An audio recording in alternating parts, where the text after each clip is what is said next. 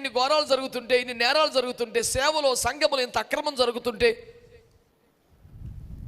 నిర్దేవత్వముతో నిర్భీతిగా ఎవరిష్టానికి ఆవిడ చెలరేగిపోతుంటే, why God is silent?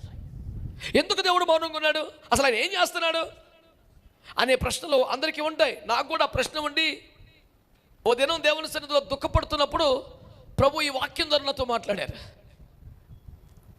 నేను విశ్రాంతి తీసుకోవట్లేదురా,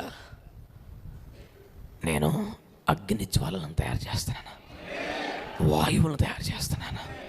ఈ రెండింటిలో కూడా ఉన్న తాత్పర్యం వేగంగా పనిచేయడమే. అగ్ని జ్వాల అరణ్యమును వేగంగా తగలబెట్టేస్తుంది. వాయువు కూడా ఇక్కడ బయలుదేరి చాలా సుదూరమైన తీరాలకి చాలా, అందుకనే వేగాన్ని అత్యధికమైన స్థాయి అయితే కాంతి అంటారు. సాధారణ ప్రపంచంలో వాయు వేగం అన్న పదవి వాడతారు ఎక్కువగా. అది అతీతమైంది కాబట్టి కాంతి వేగంతో కొలుస్తారు తప్ప అత్యంత వేగవంతమైన వ్యవహారం ఎప్పుడు ఎక్కడ ఎవరు మాట్లాడినా వాయు వేగంతోనే భాష మీరు వింటారు. నేను ఎందుకు ఈ మాట చెప్తున్నానంటే, సేవను దేవుడు చాలా స్పీడప్ చేయాలని ఆశపడుతున్నారా? మీరు నమ్ముతారా? హలో, మీరు నమ్ముతారా?